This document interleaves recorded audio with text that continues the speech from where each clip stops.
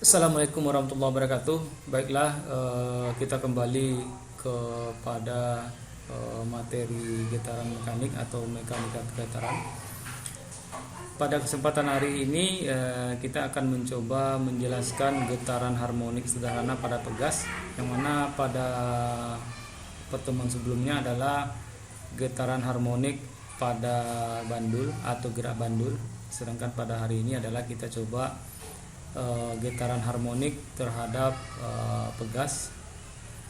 Ini perhatikan, ini adalah sebuah pegas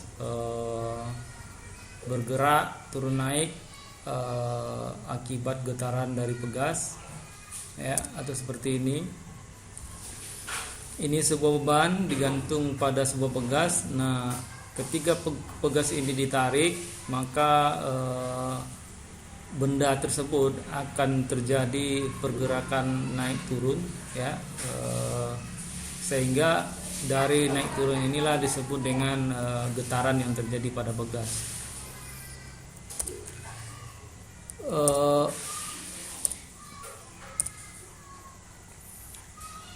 Getaran itu adalah gerak bolak-balik secara berkala melalui satu titik kesetimbangan, ya, itulah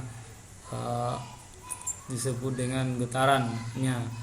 Kebetulan pada kesempatan hari ini adalah kita membicarakan tentang pegas, maka pergerakan bolak-balik naik turun benda ini, inilah disebut dengan getaran pada pegas. Jadi yang seperti ini terhadap bidang datar. Jadi ketika benda ditarik, dia mengalami pergerakan ke kiri dan ke kanan, maka ini akan terjadi percepatan linear.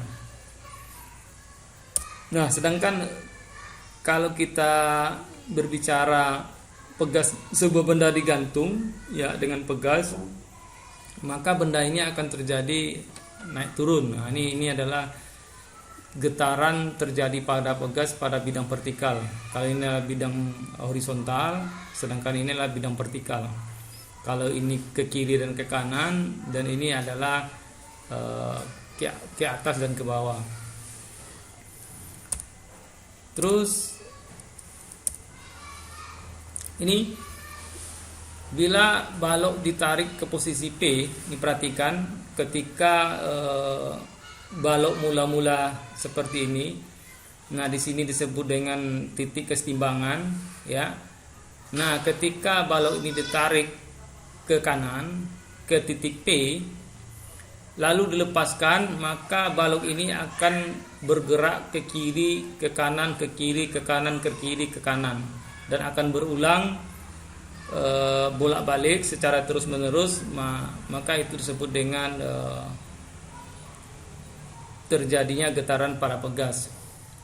Nah, lihat lintasan ini. Misalkan di sini pada saat setimbang ditarik ke posisi P, terus dilepaskan, dia akan mengarah ke posisi titik setimbang, terus dia mengarah ke titik Q dan akan kembali ke titik O dan akan mengarah ke titik P. Selanjutnya akan terjadi pergerakan terus-menerus. Nah, inilah disebut dengan getaran pada pegas. Nah, misalkan ini pada posisi P ke O itu disebut dengan seperempat getaran. Pada P Q O artinya P O Q, maka ini disebut dengan setengah getaran. Kalau dia kembali ke O, dia disebut 3/4 getaran. Dan ketika dia dari titik P dilepaskan, dia dari titik P dilepaskan dia ke posisi O, terus ke posisi Q, kembali ke O dan ke P, maka itu disebut dengan satu getaran. Nah, inilah getaran yang terjadi pada pegas. Nah, jadi suatu balok diikat pada ujung pegas, maka balok ini mempunyai massa. Nah, pada pegas ini ada namanya konstanta pegas atau tetapan pegas. Satuannya adalah Newton meter. Nah, titik O ini adalah titik kesetimbangan, ya. di mana posisi pegas tidak ditarik ataupun tidak ditekan. Jadi dia pada kondisi diam. Jadi pegas ini pada kondisi diam, maka itu disebut dengan kondisi kesetimbangan. Gaya yang bekerja pada balok bergerak ke kanan dengan jarak terbesar X. Nah, ini ketika kita tarik dia, maka balok ini mengarah ke posisi P. Nah, gaya yang terjadi di sini adalah gaya berat benda. Sedangkan ketika balok cenderung kembali ke posisi timbang menuju titik O dengan gaya F seperti ini, ya, tadi sudah ditarik terus dilepaskan sehingga dia akan kembali ke posisi timbang ini, maka ini disebut dengan gaya F atau juga disebut dengan gaya pemuli. Dalam bahasa Inggrisnya adalah restoring force, ya. Jadi gaya pemuli ini akibat kesetimbangan dari gaya tarik, ya. Gaya tarik, ditarik dia, maka dia akan kembali ke posisi timbang, kembali ke key dan akan terus menerus. Nah, pada saat dia kembali ke posisi setimbang, maka itu disebut dengan gaya pemuli.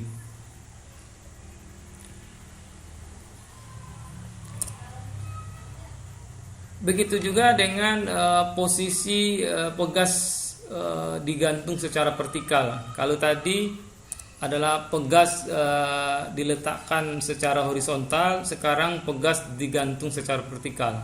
Nah, pegas ini mempunyai konstanta pegas, ya. Sama seperti halnya dengan pegas pegas pada posisi horizontal atau mendatar.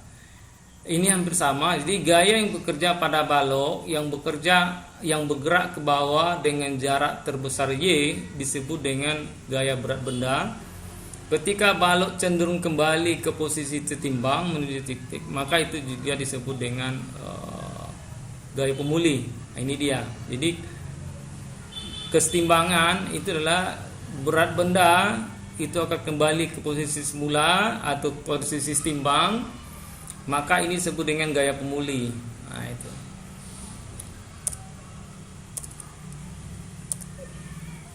Perhatikan sistem balok pegas di atas. Permukaan horizontal tanpa gesekan. Apabila pegas ditarik atau ditekan, balok berada posisi O, posisi setimbangan. Bila balok ditarik ke kanan, maka pegas akan menarik balok ke kiri dengan gaya. Nah, ini persamaannya. Jadi gaya pemuli ini persamaannya adalah F sama dengan minus K kali X. K ini adalah konstanta pegas, X ini adalah jarak ketika dia ditarik. Jadi jarak antara posisi setimbang dengan jarak maksimum yang ditarik, itu dia, ya.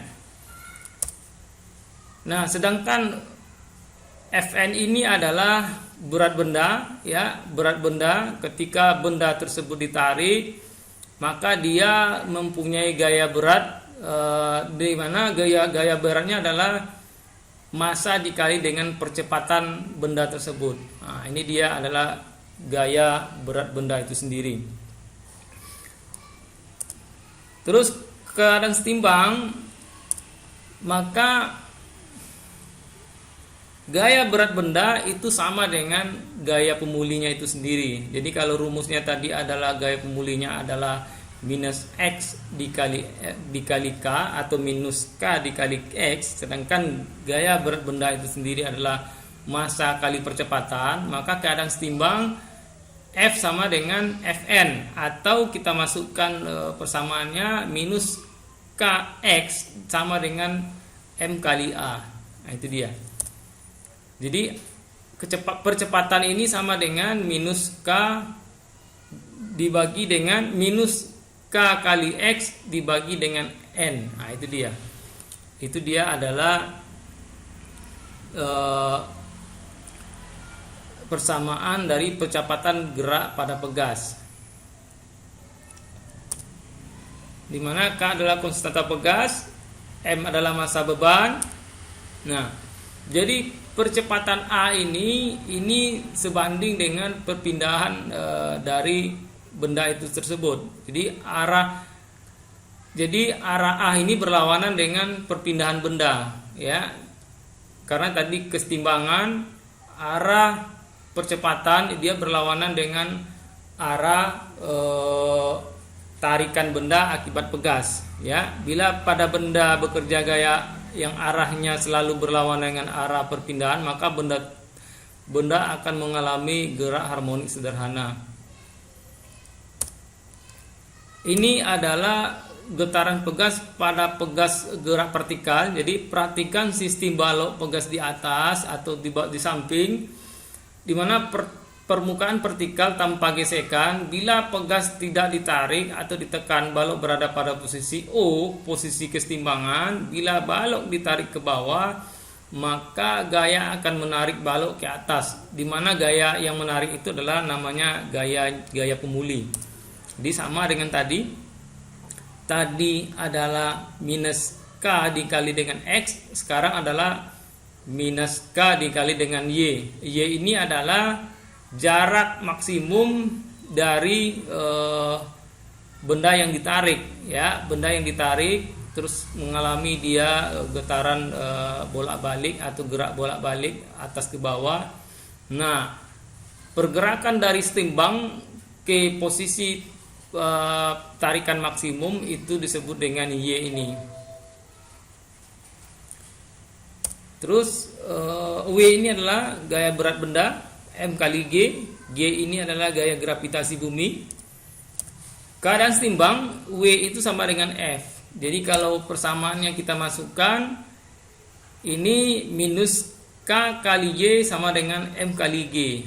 Nah, selanjutnya karena kita buat dia secara mutlak, maka K ini bisa kita sama dengan M kali G per Y, ya. Di mana sama tadi, K adalah konstanta pegas, M adalah massa beban. Jadi percepatan gravitasi bumi sebanding dengan percepatan benda atau Y, ya. Ini frekuensi. Untuk pegas juga ada persamaan yang berhubungan dengan frekuensi dan perioda, ya. Jadi beberapa parameter yang ada atau karakteristik getaran pada pegas ini, yang pertama adalah amplitudo. Amplitudo ini adalah simpangan maksimum yang terjauh, ya. Itu adalah apakah dia pada posisi pegasnya horizontal, pada bidang horizontal, apakah pegas ini pada posisi jadi jarak yang terbesar itu adalah simpangan atau disebut dengan amplitudo. Sedangkan perioda adalah waktu untuk menempuh satu getaran. Jadi dari posisi P ke O, Q, kembali ke O dan P, itulah satu getaran, berapa waktu yang dibutuhkan. Sedangkan frekuensi adalah jumlah getaran yang terjadi dalam satu kesatuan waktu. Satunya adalah hertz. Jadi persamaan perioda pada pegas ini adalah 2 pi dibagi akar massa dibagi dengan konstanta, di mana frekuensi itu adalah 1 bagi 2 pi kali akar K per massa atau konstanta pegas per massa benda. Dimana hubungannya adalah F itu adalah seper T, sedangkan T adalah seper F, ya.